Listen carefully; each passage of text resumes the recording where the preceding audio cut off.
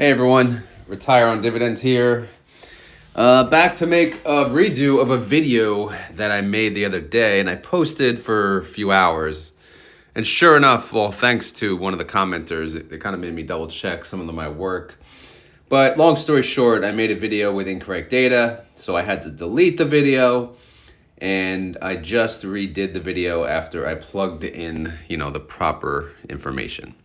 So long story short, this video is 1/4 of what I'm going to consider my retire on dividends portfolio, which if you look in red, I will have 4 sections, different risk levels. First being dividend growth, which will be today's video. I consider dividend growth low risk, and I'm expecting a yield between the range of 0 to 4%. And then the next section is real estate investment trust, also known as REITs. I consider them also low risk, although some would probably consider them mid risk. Hopefully yield a 2 to 4% range on those. Again, I have to redo that video too because I did that one using an incorrect source. And then the third one will be what we call the mid yielders. These are going to be, some things that, ETFs that yield between 10 and 20%. And then the last but not least, these will be the high yielders.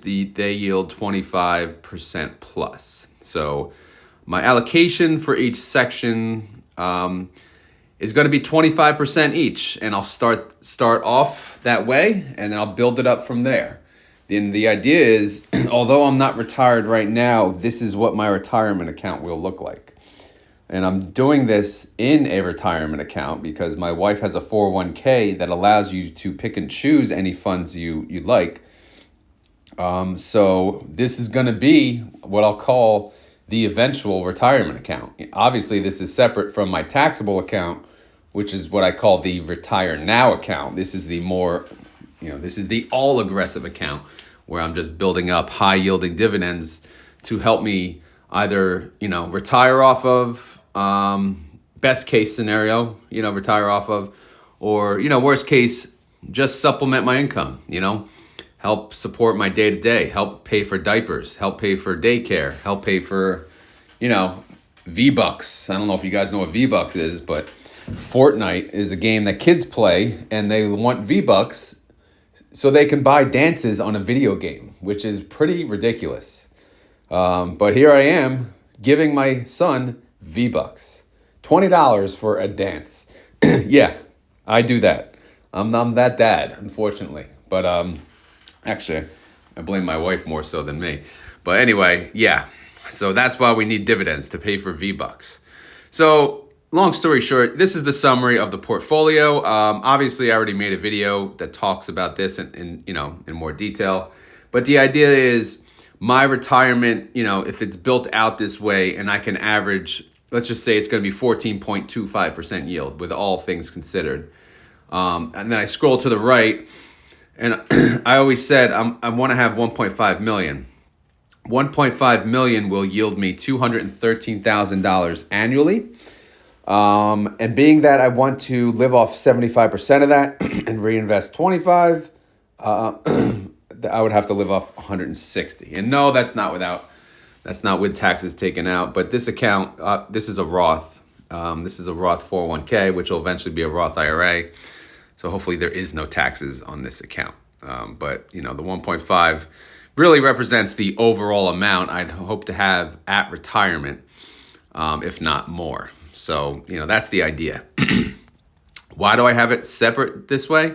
Well, because that's my risk tolerance. And no, I don't have any growth stocks because at retirement, I'm not investing in anything that doesn't provide me income. So that's why there's no growth stock section. And if you ask, as far as what right now is concerned, my entire 401k is growth stocks via index fund. I am very limited on the choices on my 401k, my company sponsored 401k. And that is in all high aggressive growth. And guess what? I can't touch that until, well, they say 59 and a half, but I say rule of 55, right? So, I'm 41, so I can't touch it in 14 years at best. So, of course, yeah, put it all in growth. I don't care. I can't touch the money anyway, unless I want to take a penalty. But anyway, that's the growth account. This is the retirement account, and the other one is my retire now account. All right, let's get to it. Dividend growth. Dividend growth. All right, so I made a list of how many? About 21 stocks. These are not stocks, ETFs. And, I just listed them down. These are them, FDVV, which is a Fidelity high dividend ETF. VIG, that's a very famous ETF. It's a Vanguard Dividend Appreciation ETF. DGRW, this is one I just heard of, and one I'm, so far impressed with, so that's another one. And then there's so many others. There's the Vanguard International High Dividend ETF, if you want international exposure.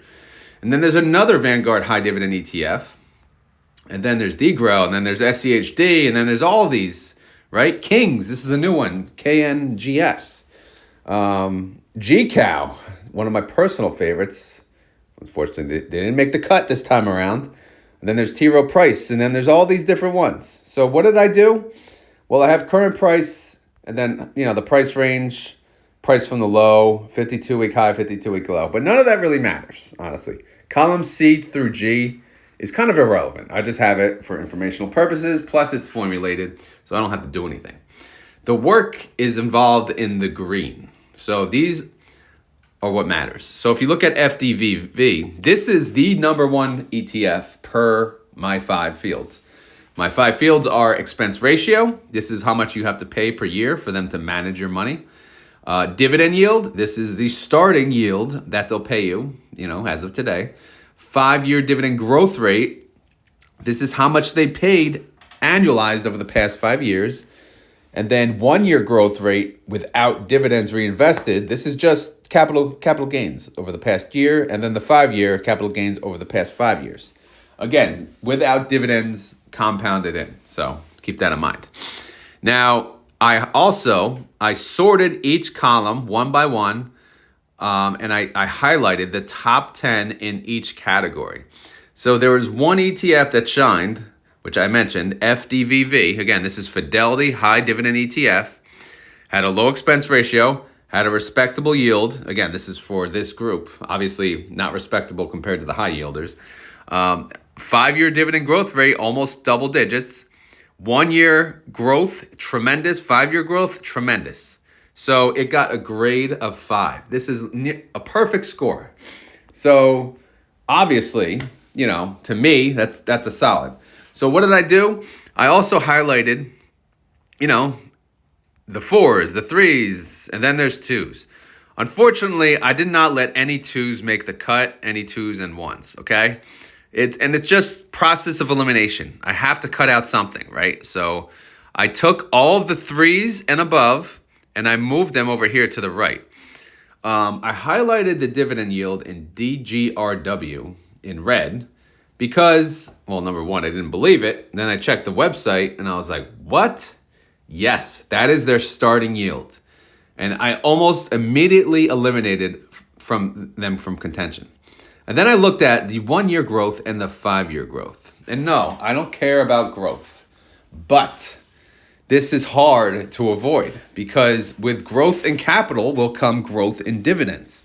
So look at this. Very, very impressive. The 5-year is 77%. I didn't even know this was around 5 years. But if it was around less than 5 years, then that's even better. But long story short, man, DGRW, they are amazing. Yeah, there was one, I think I pulled up their website, DGRW, just to confirm. And if you look, where is it? Distribution yield, 0.08%. Like, what? What? That is terrible.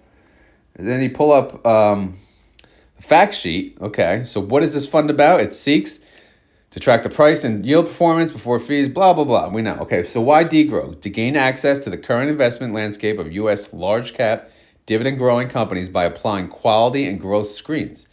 Use as a complement to high-yielding dividend strategies or as a replacement for large-cap quality strategies. So, they're basically, a really impressive fund that do their due diligence before they start investing.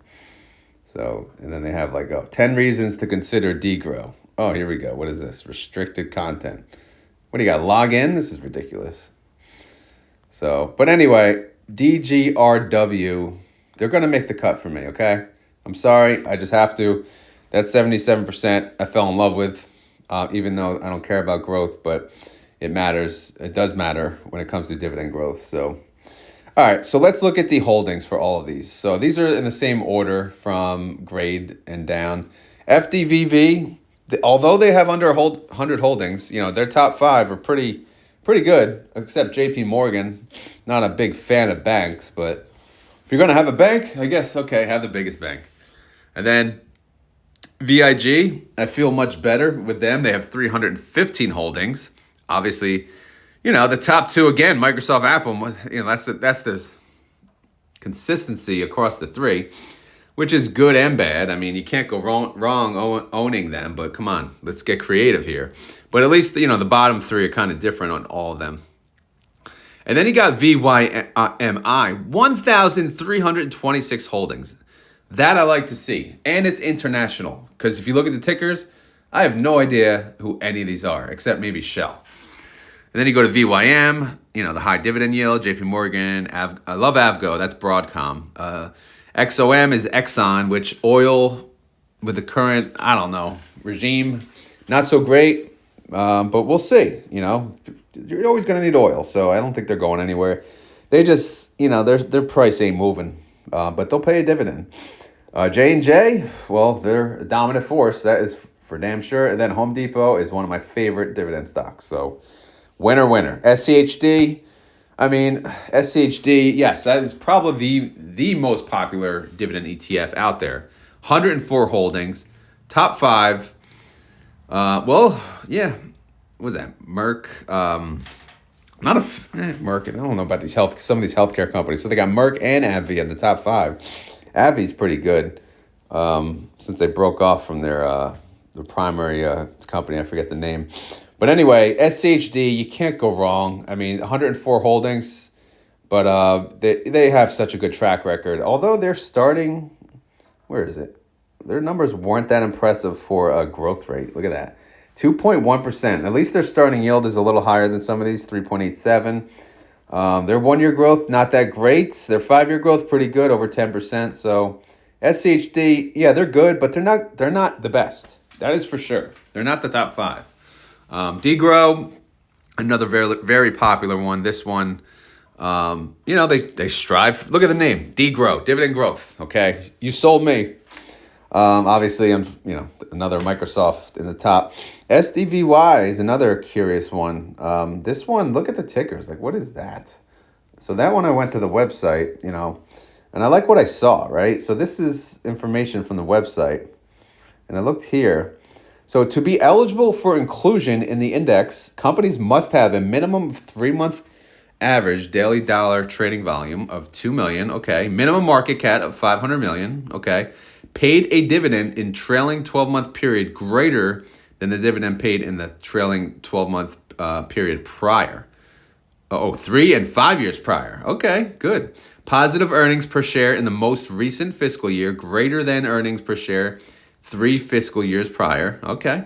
A cash to debt ratio greater than 25%. All right. A trailing 12-month period payout ratio no greater than 65%. Absolutely. Like this is the kind of stuff when I was investing in individual stocks, this is what I'm looking at. And this is a lot of work. So the fact that they're doing it for us, I'll take it. That's a pretty good chart. Overall, I like what I saw. Here's the holdings. Juniper Networks, Boise, Matson, like who? What? I don't like Dick's Sporting Goods on there, but they don't really have competition, so I guess we'll go with it, man. But let's check out their how they did overall. They were number 9, SDV. So their starting yield 2.28%, pretty good. Look at that 5-year dividend growth, 21%. Oh hell yeah! 1-year growth 13%, 64% for 5 years. Really, really good. So. And then there's VG. I love having international exposure, especially in my dividend portfolio. So I have to I couldn't turn it down. This one has a 320 outstanding holdings. And unfortunately, I moved 9 holdings over that qualified. And then guess what happened? All of them are a yes. So process of elimination did not work. I'm a sucker, I'm a sucker right here. So now that's it. I have to buy all 9 ETF companies. So here are the winners. Fidelity High Dividend ETF, ticker symbol FDVV. Vanguard Dividend Appreciation Index Fund ETF, ticker symbol VIG. Wisdom Tree US Quality Dividend Growth Fund, DGRW. Vanguard International High Dividend Yield Index Fund, ETF, VYMI. Vanguard High Dividend Yield ETF, VYM. Schwab US Dividend Equity ETF, SCHD. iShares Core Dividend Growth ETF, DGRO, other known as DGRO. First Trust SMID Cap Rising Dividend Achievers ETF, SDVY. This is the website we just looked at. And then, last but not least, Vanguard International Dividend Appreciation Index Fund ETF, VIGI. So, with all 9, which I plan on buying, right? And I'm going to start with 5,000 divided by 9. And I'm going to put that much into the account as a starting position. Each, I have 4 sections, right? I know there's no video, but I'm like doing 4 on my fingers like there is a video.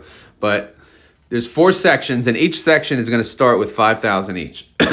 I have 45,000 in the account, so I will do this very slowly. Just in case, today's not priced at the high. I was just going to say, in case it's priced at the high, today's like the market's tanking, so it's probably a good time to buy some of these. But yeah, I'll take 5,000, total. I could type it in if you want. If I go 5, and then I take that number and divide it by 9, right? Divide by 9. However, you want to lock in the 5,000, right? So what do? You put dollar signs in front of each cell value.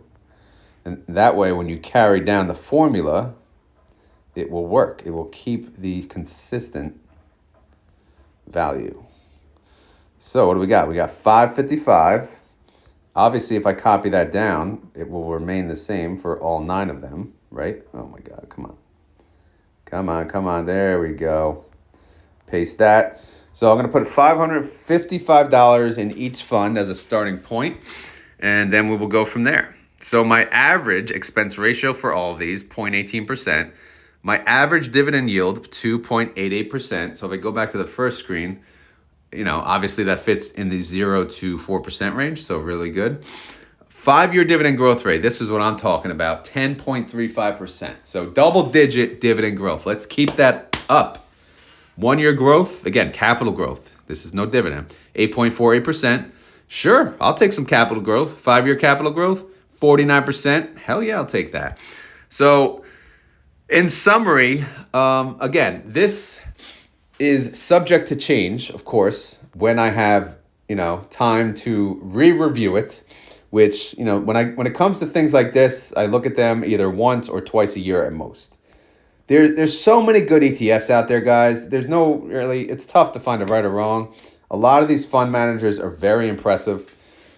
So just run the numbers, do your own research, which, by the way, as always, this is not financial advice. I'm not a financial advisor. This video is for fun and entertainment. Maybe you're not having as much fun as the high yielders, but these matter, man. These are dividend growth. So these are a good offset to the high yielders, because some of these high yielders, they lower their dividend, every month or here and there.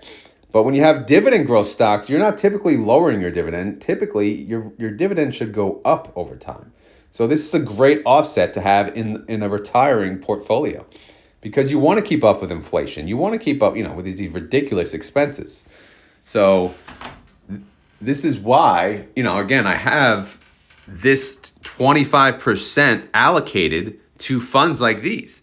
And I'll see how they perform over the year. If I have to cut a few, so be it. If I have to add a few, which I don't want to, again, I have 9 already, then so be it. But these are pretty impressive. I thought these 9, like, this is one hell of a team. Like, if this is my starting lineup already, you know, I'm in good hands, right? These are the winners that I show. So let me know what you guys think of these funds. When it comes to dividend growth ETFs, do these make the cut in your book? Or do you have others that I did miss? Or are there others above that I did not, qualify, like GCal? Again, I like GCal, but they didn't make it. But it is what it is. I'll revisit this, go from there. But, all good. Anyway, this is the redo of the video. Hopefully it came out good. Obviously, I'm happy to present you with proper data. Obviously, what I had before was unfortunately inaccurate, so I apologize again. So hopefully, you enjoyed this content. If you did, please click that like button. And although I'm going to release this one today, which is not a Monday, I'll try to get back on track on the Monday 3 p.m. release. I'll have to work on the REITs next, the Real Estate Investment Trust. And I'll try to get that done before the Monday 3 p.m. cutoff. And then this will be a weekly occurrence until I get all 4 of, the portfolio allocation topics covered. And then we can go from there, right? I can do a deep dive into certain ETFs and things like that. We can have fun with this, because I have so much time in my hands. But no, I like to talk about all dividend stocks. I love the high yielders, but I love dividend growth too. So when it comes to retirement, I want to have some dividend growth in there. So since I can't touch this account, well, this is my wife's account. This account really can't be touched for at least 20, 21 years. So unless we take a penalty. So I'm happy to build it out this way.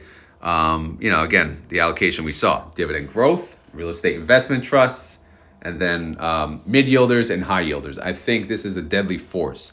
So if I was going to retire tomorrow, I had $1 million or $1.5 million, this is exactly what I would do, okay? And then I would live off of it. So if I had less money, of course I will have to probably put more money in the high-yielders or more money in the mid-yielders, and I take from the other buckets, okay? So you got to do what you got to do, guys, but I'm just trying to plan ahead, plan for my future, plan for my, my children's future. In the end, this is their money, right? Because I'm not touching capital. I'm living off the dividends. So hopefully they can, we'll change the family tree. They can live off of this when I get old and croak. And by then they should have their own account, because hopefully I can show them what to do by then. And they don't even need this money. But either way, I'll stop rambling because I do got to go back to work. This is my lunch break and it's now over. But like I said, if you enjoyed it, please click the like button. Or if, just questions, concerns, comments, leave them down below, guys. All right. Thank you for watching and have a great day. And by the way, it's snowing. All right. Later.